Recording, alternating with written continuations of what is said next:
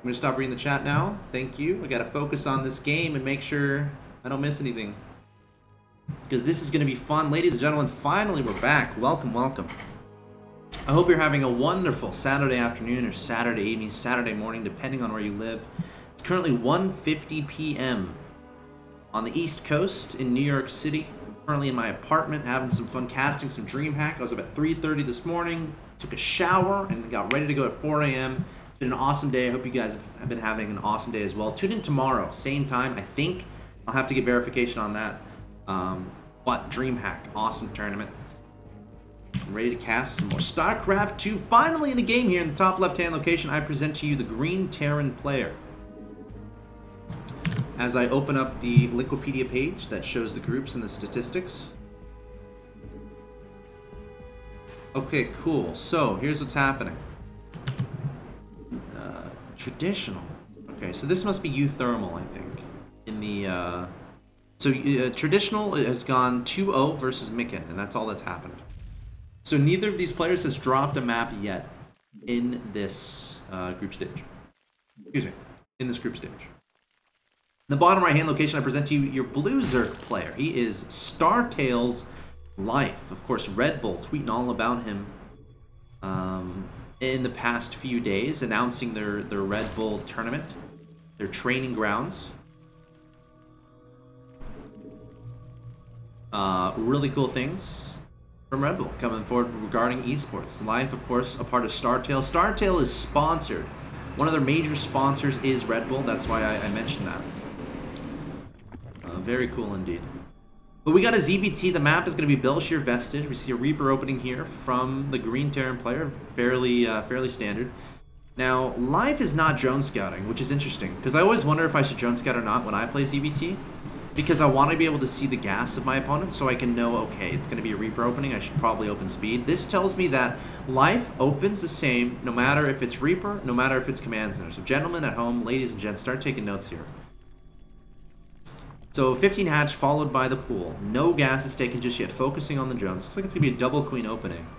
Probably going to be relying on drone micro. Now this is something that it's tricky because once you get to Life's level and you're very confident in your micro and you're literally not going to lose any drones to Reapers, it's just not physically possible for you to do, for that to happen to you. This is when you can start making these decisions not to go for gas, not to get speed, in a sense, right? Because the Reapers can be annoying as the game goes along. If you don't have speed. Now, let's see what Life is going to end up accomplishing here. Because, again, the Reaper's going to have that map control if there's no speed on the map. So it's not like it's not like Life can shut down the Reaper play, you know, once the Reaper scoots away. And I think there's going to be 2 Reapers coming forward. And this is when it starts getting dangerous if you don't get speed. Once it starts scaling up to 2 or 3 Reapers. We saw a disaster happen in Gumiho's game. Where Gumiho was just dismantling his opponents with the Reapers. 2 Reapers jumping into the main base. There's not a lot here to defend. 1 drone being made into a spore. He has to do this so quickly because 2 shots. Oh, 1 drone getting taken down there. There we go. Traditional. Taking out some lings. Taking out a drone. Hold on a second. Uh-oh, Reaper's running out of room to work with. Can't jump off that cliff. I promise. It probably hurt. Reaper trying to scoot away. Looks like he's going to get out of there. Uh-oh, 1 queen waiting on the low ground. Can he target the right one? Nope, targeting the wrong one. But will he get it? No. Reapers get away. So, right now, this is a perfect game for our Green Terran player, Traditional. And he's going into Hellbat drops. Now, has Life been able to identify this? Life has scouted the factory, and he scouted... I don't know. Scouted the command center. He's not scouted the armory. He did scout this gas right here. I'm sorry I keep looking at his vision, but it's fairly important. So this is going to be interesting. Let's see how Life reacts to this. You got 2 gases in his main base. No layer just yet. No 3rd hatchery down either. We'll keep an eye on that for sure. We got 2 Hellions and 2 Reapers scurrying across the map here. Here goes the drone to take that hatchery, but can Traditional get there in time? I'm a little bit surprised Traditional didn't station a Reaper over here because you're not going to really extend that creep for a little bit. So no reason not to have your Reaper, just to be annoying, right? Just to be annoying to that drone. Another Hellion being added on. Overlord's still looking around. Seeing a barracks tech lab. Seeing a command center on the low ground. I love this overlord spread though. Look at this. Live sending his overlords. So he can see everything. He can see where these Hellions are. Very cool play. No reason not to do that because Hellions and Reapers don't shoot up. Marines aren't going to go all the way across the map. So actually in seeing that, I'm going to start doing that in the future. That's actually really cool. We see a Roach Horn about to finish here. As he's taking the third base, very standard timing. Speed about halfway complete. Hellions trying to march into the natural expansion and trying to get some kills. 10 workers killed. That's unacceptable. Oh my gosh, life. He's lost 10 workers in this game. Okay, well that's fine. I mean, he did kill Hellions and Reapers, so it's not a gigantic deal, but it's definitely something that's not fun. Now he's investing a lot into Roaches here. And he still doesn't have a layer. This is an all-in of some sort. Because you would definitely get a layer if you're not, and no Evo Chambers too, so he's not getting upgrades. So a Baneling Nest should be inevitable here. Unless he's just doing Roach Ling, which is weird. He's storing up like 201 gas. It's a lot of gas stored up without a layer, without Evo Chambers, so you're not upgrading. So that means you're spending that gas on Roaches, you're spending that gas on Banelings. As he's crossing the map, though, we have a Hellbat drop here at the third base. I'm a little bit surprised he went straight to the third. Because all the drones are logically going to be in the main. Oh no, Lings against Hellbat's not going to be good. Traditional picking up right away, and here comes the Roach attack from Life. There is a bunker there. Also, 2 Hellbats and 2 Marauders. Traditional smells this out, and that shouldn't be an issue whatsoever. Medevac gets taken out. Hellbat's going to be dropped. Great micro here from Traditional so far. And we still got more Roaches in production. And lots of drones. But again, no Evo Chambers. We have no layer. Hellbat drop happening in the main base. More Roaches popping out just to deal with these Hellbats. And Hellbats are so cheap. And they're so efficient as the game goes along. This is nothing but good news for Traditional. Life is focusing on replenishing that drone count. Spreading that creep across the map. Behind this Traditional, adding on a third base, 2 engineering bays being added on, so he's going into bio. He'll be going into bio fairly soon, and there's the layer from Life. There it is. At the 10-minute mark, a 10-minute layer is pretty crazy late. And the Roaches he has on the field, he has 13 Roaches. That's going to be relatively helpful against those Hellbats as the game goes along, but it's not like he wants to invest a lot into it. We're going to start being able to pick on clues once these Evo Chambers get finished up and to see if he goes into +1 missile. Now, the layer's started, and he only has 2 gases in his main. He's not taking gas at his third, not taking gas at his natural. Okay, there's the gas at the natural. Gas at the third just yet. Let's look at the drone count. 58 drones, but here comes a... This is the scary push. Now, I feel like he might have enough Roaches and Lings to deal with this, because he made a lot of Roaches from before. So if this was a situation where he only made enough Roaches to deal with the initial Hellbats, I don't think he'd have enough Hellbats. But as it stands, Medevac overhead, let's see what Traditional can do. The Roaches targeting down the Hellbats, that's what you have to do. And then once you do that, you swing the Lings, but a lot of Lings just throwing themselves away. And these Hellbats doing so much damage to the Marauders as well. Traditional getting a lot of damage done. Medevac's continuing to heal them from above. 28 Lings in production. He has to kill the Hellbats. That's so important. Once the Hellbats get killed, the Lings will clean everything up. And great defense there from Life. Oh, these Widow Mines weren't involved in that battle. Okay, so now we're seeing the +1 missile. Oh. Okay, so he changed. I'm not sure if that was a misclick or if he changed his mind based on what he saw. But this third is already up and running. Now, that push was pretty much just designed to deny a 4th base. Widow Mine dropping in the ground. Live has to be careful. Got to peel away those Lings. Great shot there from Traditional. Another Ling going to be sacrificing himself. Overseer immediately being made here.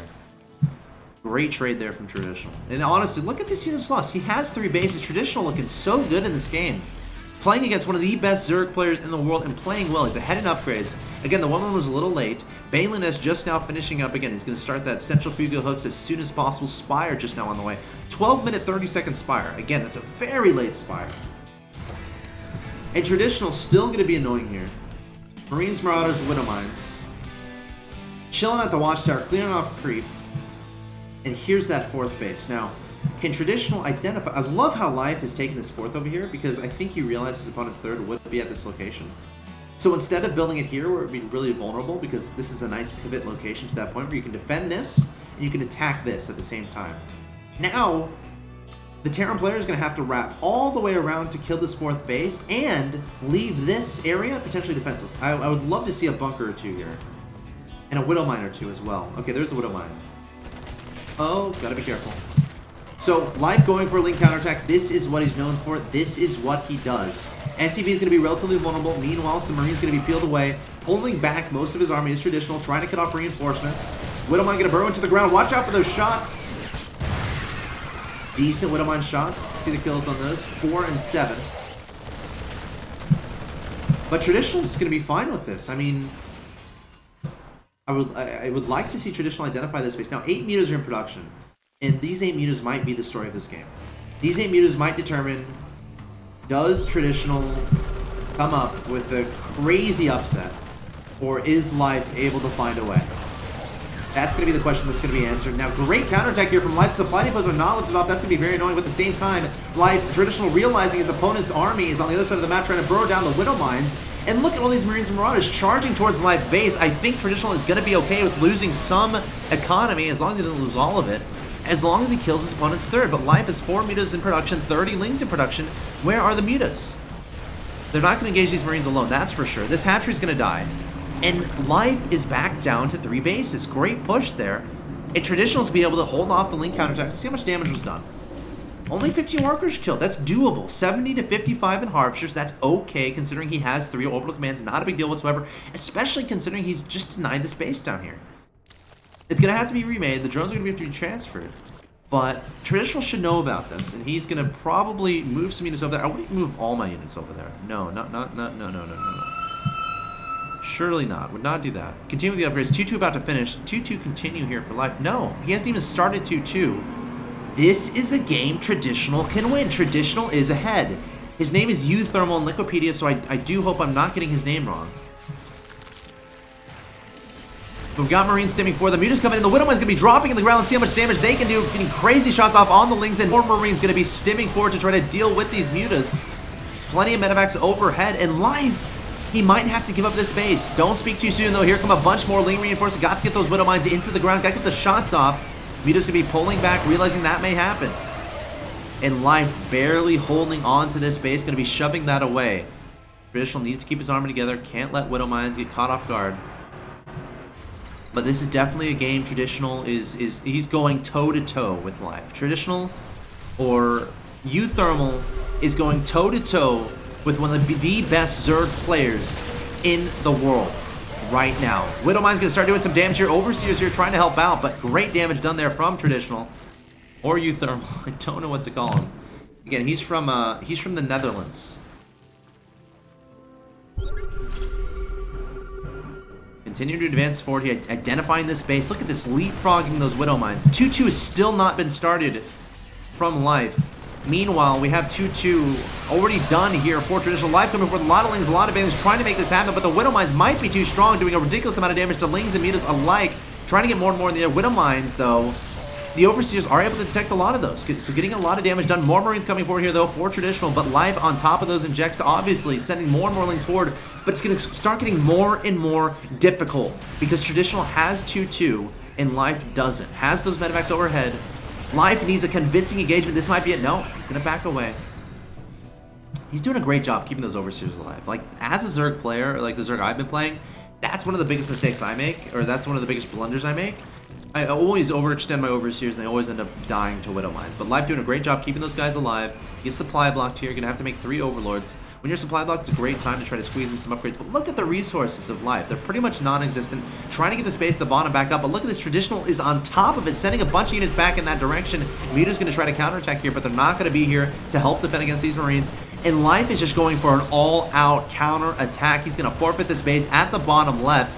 Can Traditional be prepared for this? Widowmine's getting some solid shots off onto the lings. Life has to be careful to identify those and take those out. I would love to see Traditional try to target fire this Overseer. If you can get that guy out, it can be much more manageable to make those Widow Mines work. But Life all up in the main base here of Traditional. Needs of 138 to 178 supply. Can he make this work?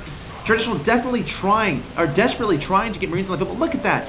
Life identifying where the Widow Mines are coming out and targeting them down immediately when they pop, before they even broke, before they even get a shot off. And look at this, Life doing a lot of damage to the Traditional side of the map. Marines and medevacs trying to get damage done here where Life is. Life making a bunch of banelings, and Traditional gonna have to GG. I don't know how he did it, but Life making it happen. Had to watch those baneling detonations. Whoa, what a game. That was the best game of the evening so far. That was a lot of fun.